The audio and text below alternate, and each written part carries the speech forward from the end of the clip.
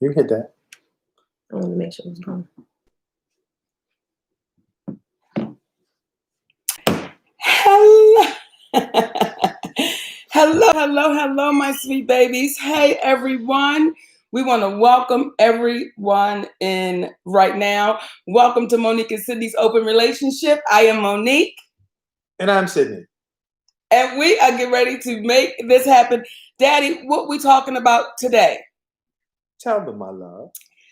Today's topic is, how do we heal a community when we don't and won't acknowledge the pain we've caused? And this show is inspired by our sister, Miss Oprah Winfrey. Yes. Yes. And we thought that this show was important to have because it was some words that our sister used that really made a lot of sense. And we want to have this show today so we can appreciate the words that she was using on the program. Where do we go from here? That's correct. On the network. So what we doing with it, Daddy? We want to let y'all hear Sister Oprah's words and how do we heal our community. Tonight, we're going to have an open conversation about where do we go from here. And I know from experience that we can't even begin until we acknowledge the hurt and the pain which we've all seen as this and felt as visceral. And just like in your own family, the family that is our country, I don't believe can move forward without calling out that pain. So in your own family, when somebody's done something to you, you can't forgive until that pain has been called out and acknowledged. So I want to. Now, those are Sister Oprah's words. You've got to call out and acknowledge the pain if someone's done something to you to be able to move on. Matter of fact, let's just play it one more time. Okay. For the good people who may be tuning in to get a better understanding that throughout the whole situation that Monique has been speaking in reference to and I with regards to the treatment of Hollywood, our folks, and there have been some people who say, you need to let it go. And as it related to Sister Oprah, who is our sister, Brother Steve Harvey, Tyler Perry, that you need to let it go. Sometimes we can show you better than we can tell you when it comes from the person themselves. So we just want you to hear from Sister Oprah's words from where do we go from here. Let's play it again. We're going to have an open conversation about where do we go from here. And I know from experience that we can't even begin until we acknowledge the hurt and the pain which we've all seen as this and felt as visceral. And just like in your own family, the family that is our country, I don't believe can move forward without calling out They can't hear it. that pain. Just like Put in up your to the own mic. family, when somebody's done something to you, you can't forgive until that pain has been called out and acknowledged. So I want to. Now, were y'all able to hear that? Because what Sister Oprah is saying is you can't move forward until the pain has been dealt with, right? And just like in your family, which was the analogy that she gave, if someone, and I'm paraphrasing, essentially owes you an apology, but they won't address the pain that they've caused, it's impossible for you to move on. And how can you forgive someone that has not asked for forgiveness? So I want to say this. And first of all, we want to thank everybody that's tuning in. I want to say this because this has been going on now for 10 years, right? Right. That is a decade that I and my family has had to sit in something that has been a lie. And when, for me, to watch Oprah Winfrey do a show and to speak about all that our community has been through and all that we've had to deal with. And how do you move forward if you've not dealt with the pain? I thought that was very honorable for her to say. How do you move forward and you've not dealt with the pain? And then I think about when we saw Sister Gail King, and she did the post on her page, and she was saying that she was advised to be quiet and say nothing. It will just blow over and people will forget about it in a couple of weeks. Don't even worry about it. They'll drag you a little bit, but then they'll move on. And what happens is, in my humble opinion, the moving on and the letting go is what has allowed the brutality in our community. And it's what allowed that police officer, that white police officer, to put his knee on our brother George Floyd's neck with his hands in his pocket as if he was saying, how we do it. Because when you have the ones in our community that does the damage, but then become exempt for having to deal with the damage, but then start asking, what do we do, y'all? Where do we go from here? And the question is, well, shouldn't we start with you, Oprah Winfrey? Should we start with how do we heal? And we start with you, our sister? And the reason why we have to have the conversation is because there's some that will say, Monique, you're just being selfish because this is just about you. Not understanding that we can't say to the police department, we can't say to people that don't look like us, that are white, that when they see something wrong and they say nothing, that they are complicit in the wrong that's being done, without us looking at ourselves and saying, just because someone looks like us, we don't hide them out if they are a detriment to the community. Because what is now being done that's detrimental to the community, we are now complicit. Come on. So when you hear Oprah Winfrey, when you hear Brother Steve Harvey saying, yeah, I heard the audio, yeah, it was wrong. With Tyler Perry. With Tyler Perry. When you hear the audio where Tyler Perry is saying, I'm going to come out and let people know just right now because y'all got it too hot. And you would ask yourself, because he has stated very clearly about his Christian faith. And the understanding that I got, and you have to excuse me because I'm not a theologian, but the understanding I got about the individual that they refer to as Jesus, that if he was under the impression that something was wrong, you wouldn't wait until your next movie came out to address the wrong that you've created. You would do it the moment you understood that what you created was wrong. Come on. If I'm not mistaken. So again, the silence is complicit. And what happens is, as we sit here and speak out, it's due to the fact that when you have an individual that's being accused of being difficult to work with, and her husband too. A husband of hers. All because she would not partake in work that she had no contractual obligation to partake in. No different than if you are a banker and you work for the bank and the bank manager comes in and says, you know, the wall outside, the paint is chipping. I'm gonna need you to get this can of paint and this paintbrush and paint the side of the wall. And you look at them and say, well, that's not my job. I didn't sign up to do this. And then add several thousand miles because they want you to fly to another place to paint the building for them because they wanted Monique to fly to France for them.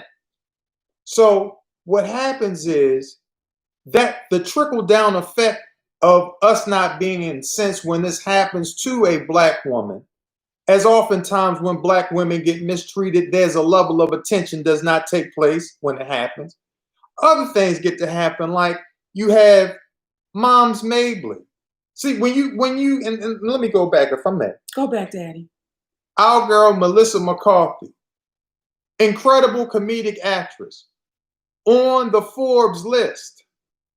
And her being on the Forbes list is nothing short of what it is that she deserves because she's great at what she does. With that being said, tell me, other than Oprah Winfrey, when you've heard about Whoopi Goldberg being on the Forbes list, and just so we had to do in our little research, Melissa McCarthy's on the Forbes list, and they say when you look her up that she's done at least 33 movies. When you look up how many movies that Whoopi Goldberg has done, she's one of the most prolific comedic actresses in the history of Hollywood, and she has almost 91 movies under her belt. So as we're sitting here having this conversation, this is just not about Monique. This is about the trickle-down effect that happens in Hollywood, especially to our Black sisters, Moms Mabley, Hattie McDaniels, Thea Vidal, LaWanda Page, Shirley Hemphill, who died where? Alone in a one-room studio. After a man named Fred Berry, at the height of their success, told Ernest Thomas, in his own words, Ernest Thomas said, Fred Berry came to them and said, man, they ain't paying us fairly. Now, that show was What's Happening.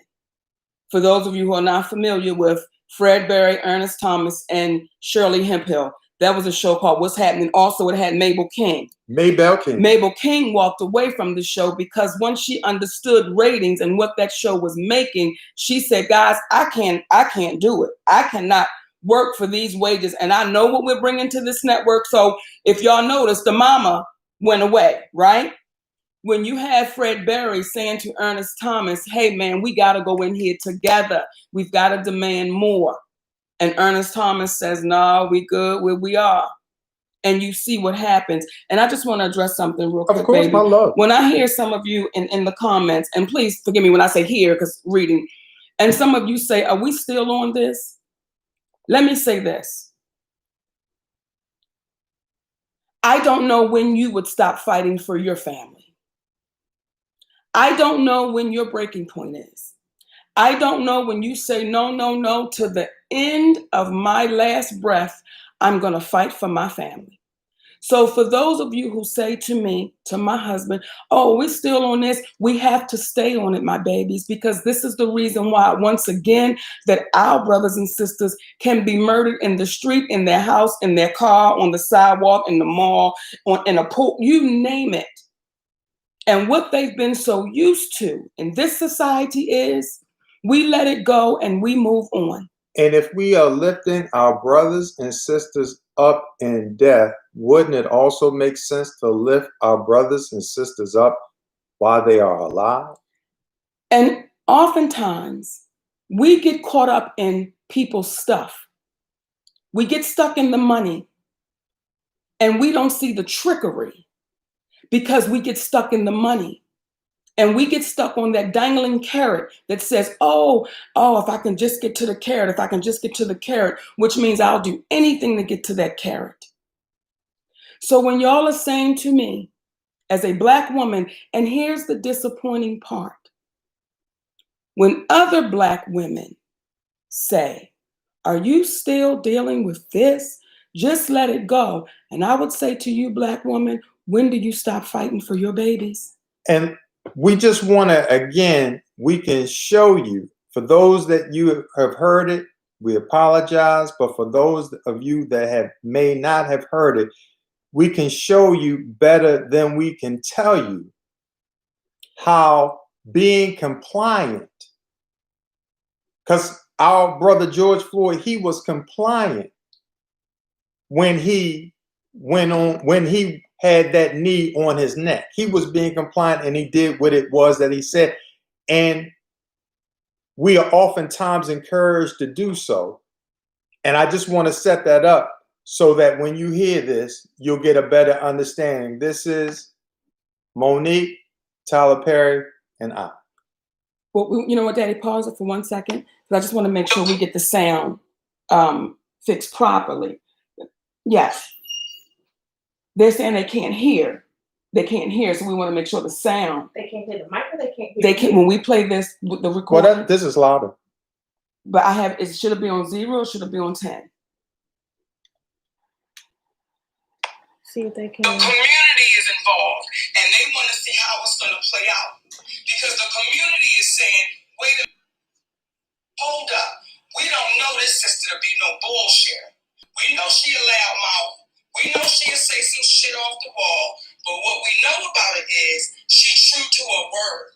And all I would ask you is two questions. The first question is, did you not just say it was wrong? Did you not just say it was wrong, Tyler? To say she was difficult for not doing something that she was not contractually obligated to do? Did you not say that you would feel that that was wrong? Or am I missing something? So the question I would say is,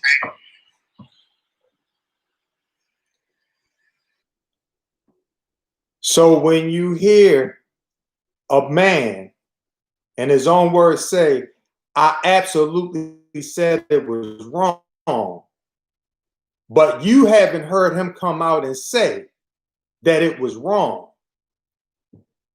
Silence is what? Complacent. Rather, silent makes you complicit. Complicit, I'm sorry, baby. So what happens is, Mama and we cannot stop the fight, because this is not just about Monique's fight. It's about how come they ain't making Girls Trip 2 yet. When you have Regina Hall, Queen Latifah, Tiffany Haddish, Jada Pinkett, and folks is talking about, well, when y'all gonna come out? That's a movie that they said was made for 20 million, but it made 140 million, and we questioning it. And that was just from the box office. Just the box office. We're not talking about DVDs. We're not talking about on demand. We're not talking about cable. That was just the box office. So what happens is when we stay silent, it allows us to get used to, well, that's just the way they do. That's just the way they treat us.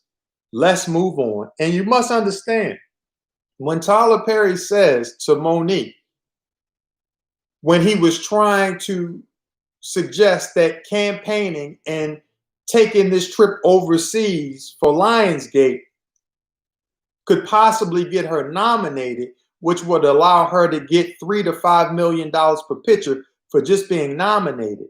And if she won, she would get $6 to $8 million a picture. We already know that she won. So when people say stop talking about it, that's been 10 years ago. I'm not that great at math, but $6 to $8 million a year times 10 is $60 to $80 million.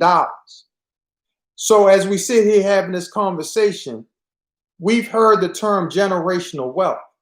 See, we're not just having this conversation about us in the immediate, but we're trying to create something and fighting for something in reference to the generations that we will never get the opportunity to meet. And when sister, because she is our sister, Whoopi Goldberg says, what was that post for when she was talking about her grandfather? Drew Brees. To Drew Brees. Now she's now going to school Drew Brees. But when she says, my grandfather fought in World War I and my father fought in World War II, I believe ever so humbly that those men, they were fighting for generations to come. And we're doing no differently. That's why we're having this conversation. You know,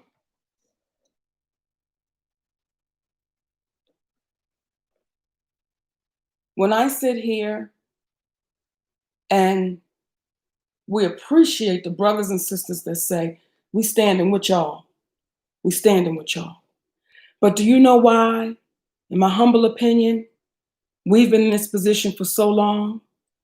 Because when you do have those people that look like you and they mistreat you, and then you have other people that may not look like you, and you're not surprised when they mistreat you. But when you have people that look just like you, and they mistreat you and brutalize you in ways that, how do you rebound?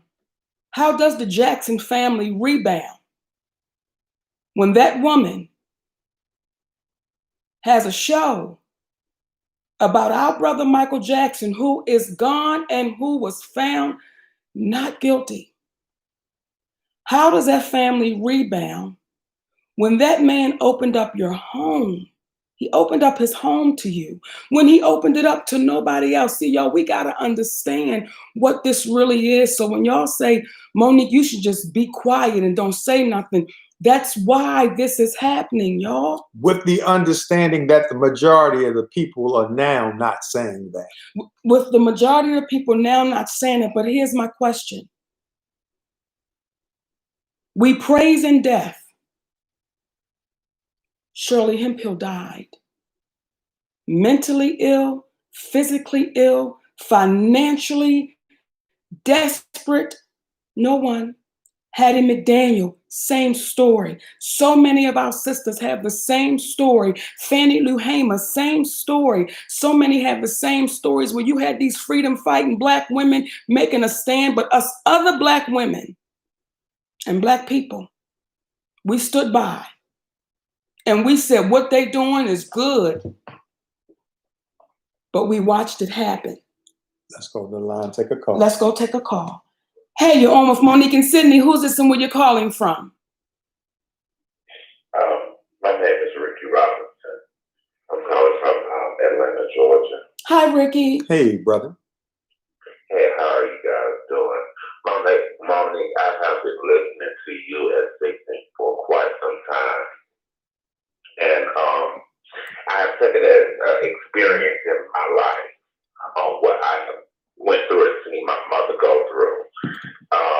Being abused by my father mentally, verbally, and psychologically. And it had torn her down, a great person. And I think with the white supremacists or anybody that hates another individual because of who they are, who they was created to be, you know, it's a bad mental thing, and it's something that they really need to check on themselves about, because it makes no sense. So what you're saying is, the way I take it is, what you're saying is, what the creator created is not good enough. So I don't know, Monique. Sometimes, you know, when I think I know, I really don't. Well, and here's what's beautiful, Ricky, is we can admit that when we think we know, we really don't, and we just simply looking for the answers to it. Yeah. We love you, brother. Thanks for calling. Come on, y'all. We're talking about it today. How do we heal a community when we don't and want to acknowledge the pain that we've caused? How do we heal our own community? The call-in number is 470-282-1802. Let's go to the line. Let's go to the lines. Hey, you're on with Monique and Sydney. Who's this and where you're calling from? Hey, brother and sister. How y'all doing? Good, baby. How you doing? Wonderful, wonderful. I'm good. I just want to say, I'm from Chicago, and I love you guys. I'm an advocate of Black love, Black power. In my opinion, this is my opinion, we as Black people have to be willing to stand up, fight, die, and go to jail for each other. That's the only way I see it. Come on. And that's all I want to say. Black love, Black power. We love you, brother. We love you. Come on, y'all. We're going to have this conversation. And I've had, when people say, it's not time for this conversation. Well, when is the time? Because it's never going to be a convenient time. It's an old saying, if you wait for all the lights to turn green before you leave the house, you will stay inside forever. Let's go to the line. Hey, you're on with Monique and Sydney. Who's this and where you're calling from? Hi, this is Jay calling from Atlanta. Hi, baby. Hello. Okay. I just wanted to say something. I just really feel like, Oprah is alive. I think she's very coerced, and she's to me, she looks more like a tool in symbolism. And I think she's been used to quiet down the voices of the hurt and angry Black community. I watch how her movement regarding the Black community is very calculated. That's what leads me to what I just said. I also believe, as far as you and her beef, or whatever you want to call it, I'm going to call it beef, but understanding or disagreement, whatever. As far as that whole interview that she did with your family, I feel like, again, that was one of the things. I think she did the same thing Gail did with Kobe Bryant and what Oprah did with Michael Jackson.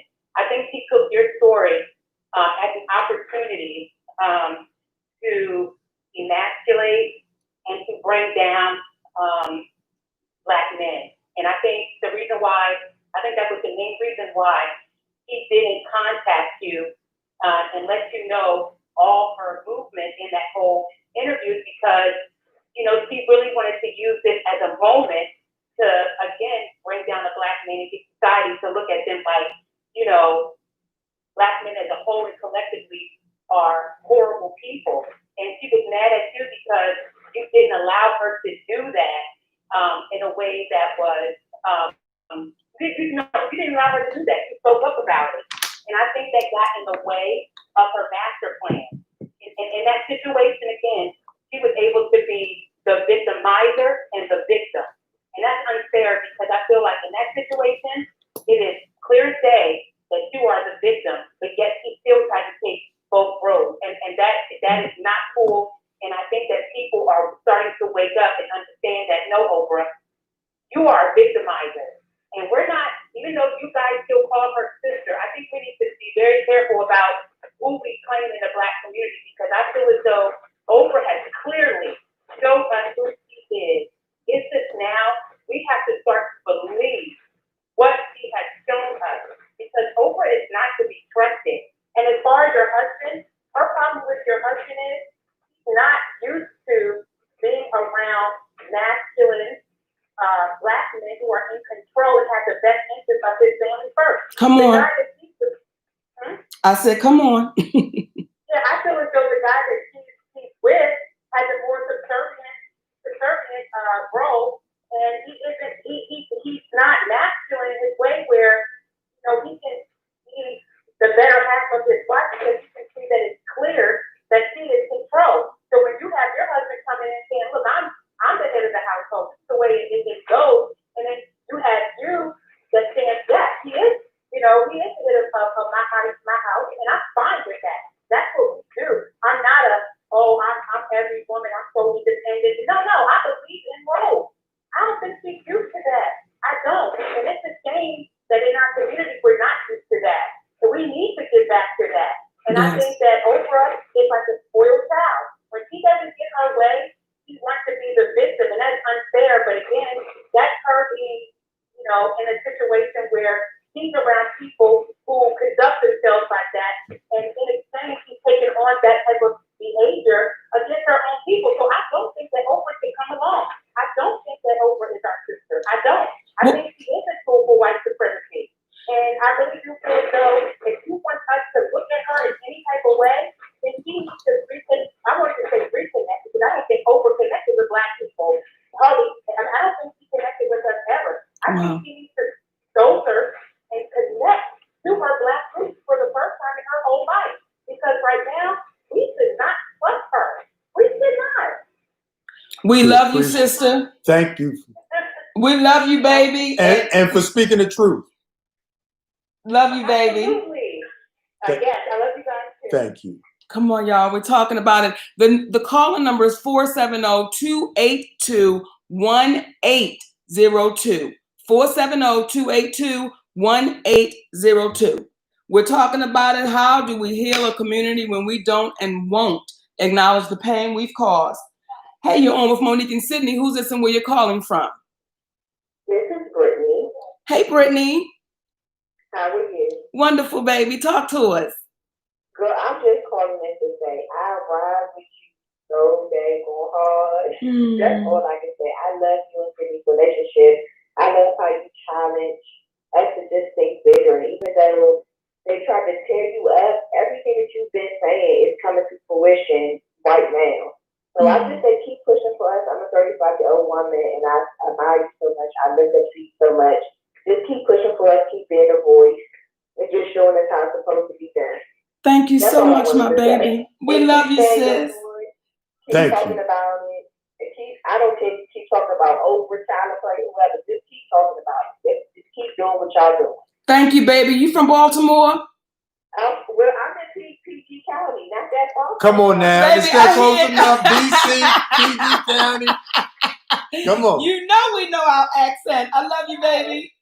All right, sis. Oh my goodness, I could hear it Come all on over now. that, baby. That's home. We are That's talking home. about you, babies. Come on. And when you have, and we may have made mention of this before, Monique, when she had a residency in Las Vegas, she did the Dr. Phil show called Fill in the Blanks, his podcast. And when on that podcast, it got to a point in the conversation where he had his co-host, LaFern Cusack, of the acting family, the Cusacks.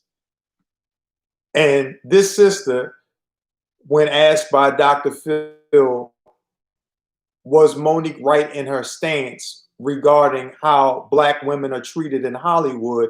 And she said, I have to admit, As she began to cry, that when I first heard about Monique not promoting the movie, I was saying, why would Monique not promote the movie? That's part of what Monique is supposed to do.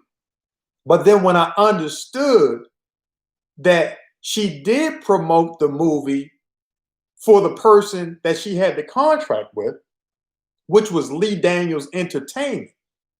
And due to her promoting the movie, they were able to, the Magnus family, to sell it to Lionsgate. Once they sold it, unlike in slavery, you cannot sell her contract to the person that bought your movie, which is subsequently what they tried to do. So yes, Monique was absolutely right. And Dr. Phil went on to say, Monique, you are absolutely right. And this is what I want to do. And his Dr. Phil way, this is what I want to do, Monique. I'm not going to do this with you. He said, Monique, I'm friends with Tyler and I'm friends with Oprah. Mm-hmm. Here's my phone. There go their name. I got them on speed dial. The only suggestion I would make to you, Monique, is that you would be willing to talk to them when they talk to you. Would you be open to that? She said, absolutely. Okay. Well, what I'm going to do is I'm going to get them together with you. And we're going to have this conversation. And Monique said, but we're not doing it in private. We got to do it publicly. Yes. You're absolutely right, because they made you look a certain way publicly. So you should have it publicly. And I can get this done because my street corner is what? Big. My street corner is big. With his mouth like that. Now, I quite frankly have always dug Dr. Seemed like he was a straight shooter. Mm-hmm. But if you folks have seen the interview with us, with Tyler, Oprah, and Dr. Phil, then we were blacked out when it happened. And here's the terrible part. If he was unable to get it done after he made such a grandiose stance about what he was going to do, yes, if he was unable to do it, which I'm not surprised, because in our mind, we were thinking it's a good chance that Oprah is not going to allow Dr. Phil to use her for ratings like she's used other people for ratings. She knows that damn. But you would have thought, being a doctor, Dr. Phil would have been kind enough to say, Guys, I want to call you back up to let you know that I did not forget about you. I did not. But Oprah and Tyler, like you said, they did not want to have the conversation with you. When you do that, you're a mensch. Come on. You're a good Joe. You're a person of your word, but you can't pull somebody and force them to do what it is. But he never did that. And what I say again is, Dr. Phil, your silence makes you complicit Yes. as well. Yes. You know, the reason why I had to file a lawsuit, I had to file that lawsuit with Netflix, is because there are some, when I tell y'all there's some fire in these young sisters right now that's doing this comedy, especially some sisters coming out of Chicago that I've had a chance to experience. Corey Bell, Just Niche, and Mary Lee. When I tell you these three young sisters, baby, they the kind of fire that you sit there and as somebody 30 years in the game, tears start coming down your eyes because you saying, wow, look at these babies. Not to mention our young brother over there too. Not to mention our baby Prince T-Dub, our sugar pie. But you gotta stand up and say, y'all, this is not right. But I'm gonna tell you why a lot of companies have no problem with the system and making moves like they move, because what they know about us is they're not gonna stand together. They're finding out something different now. But what they've known for so long is they're not going to stand together. And I want to just tell y'all an experience I had that blew me away, and it taught me a lesson called don't judge a book by its cover. And I'm going to tell y'all the day I had all the way through, this is the day that I'm going to be on The View. But that morning, my press schedule is full. I have The Breakfast Club, I have Sway, and I have these two white brothers that was across the hall from Sway. I know one of their names is Sid, and I believe Sid was the Republican, and I can't remember the other white guy's name who was the Democrat. Now, when I go to The Breakfast Club, I'm surrounded by people that look like me. And y'all know what happened with that. I was deemed the donkey of the day. I had a sister sitting there, Angela, and she was telling me what she believed my worth was. Well, I don't think you should have got what they got. But, you know, maybe she should have got this and this. And I'm blown away. Now I leave The Breakfast Club and I go to Sway. And Sway is our brother, baby. That is our brother. He stands up and he fights for this community. And our sister, Heather B. Bernie and Sid. However, that day when I did Sway, I have to say my brother was being very careful, which was kind of throwing me off. Now, our sister Heather B, that sister ain't no joke, ain't no punk. She was in it. But Sway didn't do anything to nothing wrong. Nothing wrong. He was just being careful. And also got to shout Heather B out just in general. Let me say this about Sister Heather B. Let me say this about a couple of sisters as I'm saying this right now. There are some sisters through this whole ordeal that just check in every now and again. One sister is that sister named Heather B. I can go on my Twitter account and just, it could be a couple, but it's just a little something in the DM. Hey sis, I'm just checking on you, sending you love, letting you know we standing with you. I appreciate that. I gotta thank my sister Jill Scott. Every now and again, I hit my phone and she didn't send a text. I didn't send her a text. We just checking in. I appreciate that. And that day, I was so grateful for that sister Heather B because I knew she was right there with me. Then I leave there. Now, I went from The Breakfast Club to Sway, and I'm surrounded by people that look like me. And in both places, I didn't feel protected by our Black men. Let me say that. I did not feel protected. I leave out of Sway and I go across the hall to Bernie and Sid, which were two white men. And I will tell y'all the honest to universal truth. I walked in with my guards up because I'm saying I didn't just came from the Breakfast Club. I'm donkey of the day. I didn't just came from my brother Sway, and he's being very careful. Now I'm going to walk in here with these white men, and I know I'm going to have to put it down and let them know what I'm talking about.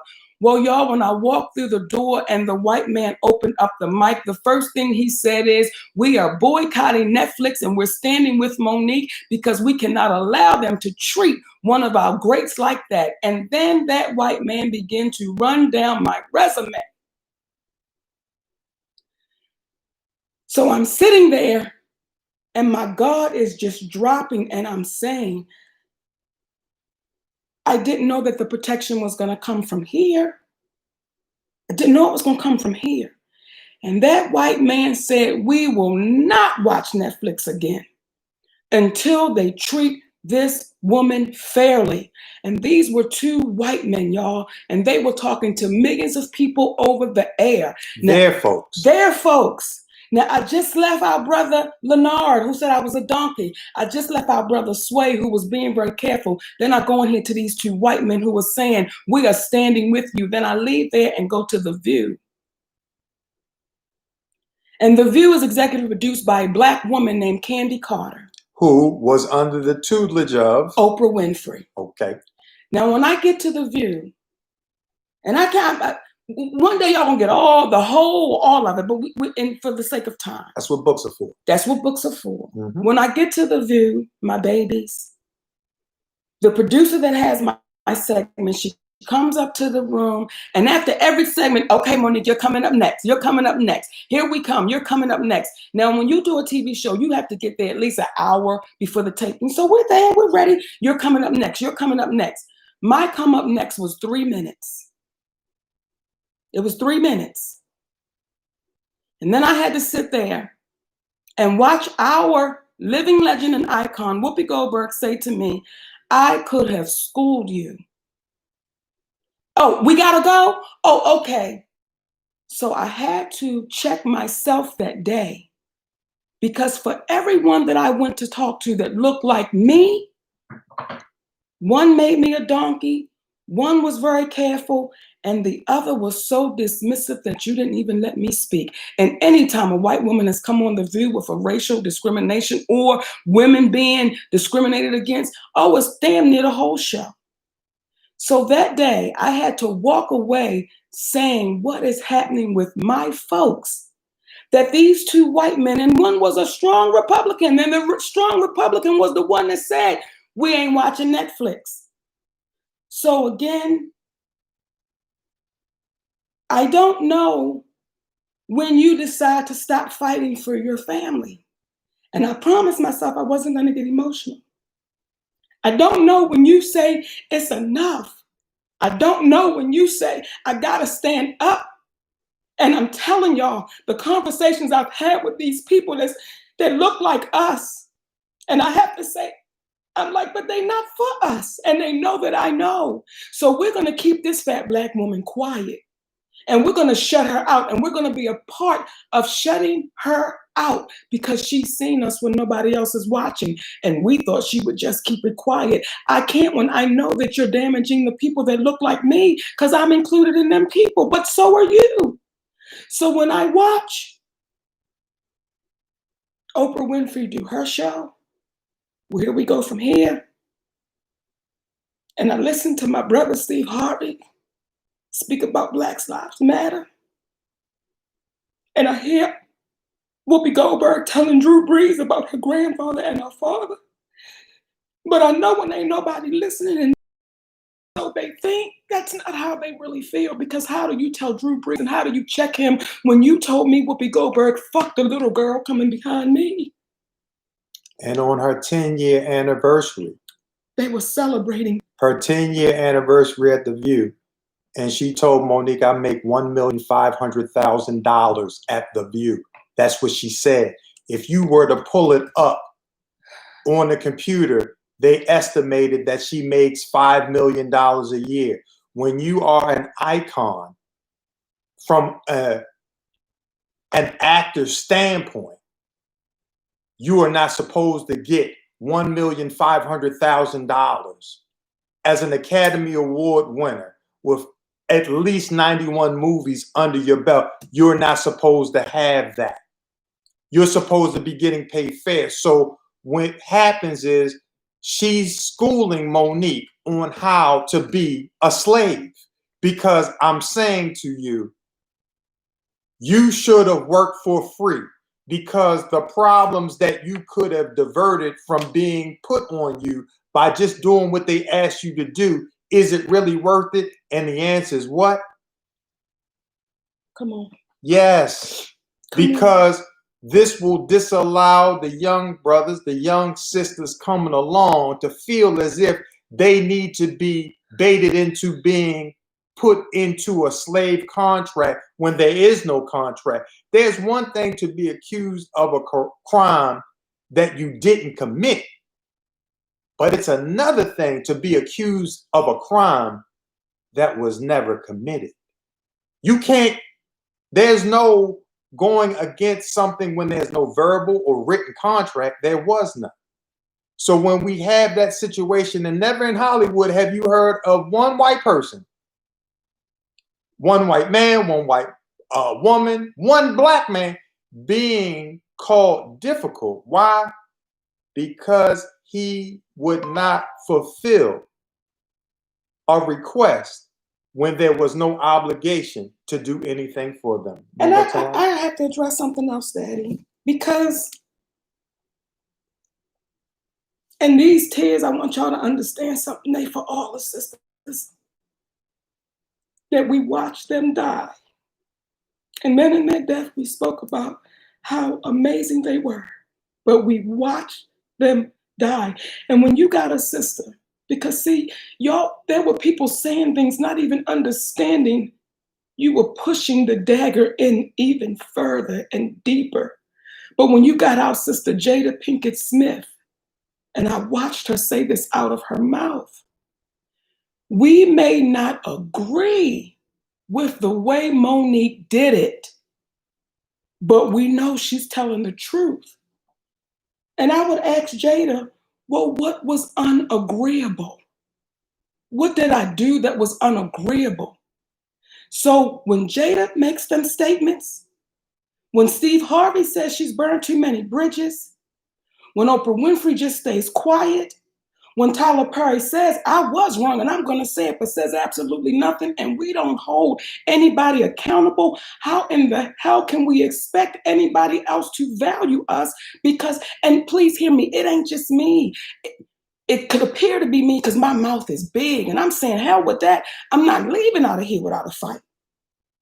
I'm not going to be my beautiful sister Hattie McDaniel. And God knows that woman, she took some ass whippings, but she took some ass whippings both ways. She took them from them and she took them from us. And she took it quietly. And she took it quietly. And I want to address this too, Daddy. For some of our Black women, we can be very confusing. We can be very confusing. And when you sit on a platform, and you want to joke my husband for standing by my side, Cheryl Underwood, you sat there with those sisters and you joked my husband. He was a Billy Badass. That's what you called him. And I'm not going to let no Billy Badass mess it up for me as you sat across from a woman whose husband has been accused of taking advantage of women. You've never called me back. You've never said, hey, sis, you Black women, some of you, you sat there and you kept pushing it in further. And here's where the confusion comes in. We will say our Black men don't stand with us. We will hold up signs and say, where are you, Black man? But goddamn, if mom wasn't standing with me, and then y'all said, why don't this nigga sit down? So what message were we giving? What were we saying? But it's part of the confusion that we deal with in our community. And the crazy thing is, a veteran like Cheryl Underwood, Monique is fighting for you. Because what we're saying is, and what she's been saying is, Look at the kings of comedy. Look at Brother Bernie Mac, genius. Look at Brother D.L. Hughley, Cedric the Entertainer, and then look at Steve Harvey. Get it together, mama. It's all good. Together, come on. Baby. Look at them. Then look at the queens of comedy. Look at the treatment. They're the mirroring images. The host of the Kings of Comedy, which is Steve Harvey. Look at his career. The host of the Queens of Comedy was Miss Laura. Monique, Sister Samore, Sister Miss Laura. If you're not going to get the headliner of the most successful tour in history for females, Love, if she doesn't say anything, what do those phenomenal sisters get an opportunity to get? And despite what Cheryl Underwood said, she deserves to get her props because she's a veteran in the game, but you can't, because I don't hold it personally. I understand when you're surrounded by individuals that you think are going to make your life more comfortable, we have been trained.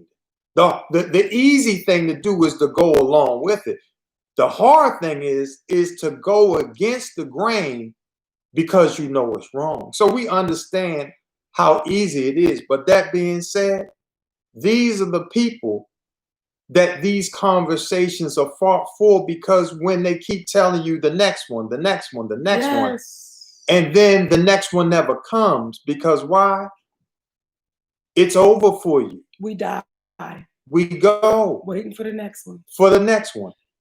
I'm sorry, baby. No, baby. Because when you brought up Bernie Mac, if Bernie Mac was still alive, I know for a fact, let me be clear, I know for a fact that Black man would be standing and saying, y'all better stop this shit with our sister. Because see, when there were no cameras on and no one was around for no applause, no nothing, Bernie Mac came into a situation with me and had to check this man and pulled me up out of there and said, no, that's not what we're gonna do. And there were no cameras around. He just saw that this man was trying to get over on a Black woman. And my brother said no. So for D.L. Hughley, Cedric the Entertainer, Steve Harvey, we were out there on that road with y'all. Me, Adele, Samore, Miss Laura. Remember when we sold the 44,000 place, we were there together. So for us to not stand together, that's why what keeps happening in our community keeps happening. It's that time. Is it that time, baby? It's that time. Well, okay. Well, my sweet loves. We have to have a part 2, y'all. If Oprah can do it, can we have a part 2? Do y'all want a part 2 of this? Come on now. And finish the conversation. We appreciate y'all, my babies, because y'all could have been doing anything else, but y'all decided to come and spend some time with us. So we want to say thank you to each and every one of y'all. And tell a friend, tell another friend, and tell 10 more friends. And like my daddy says, the mind is like a parachute. It is no good unless it's open. We love y'all. For free. Part 2 is coming, my babies.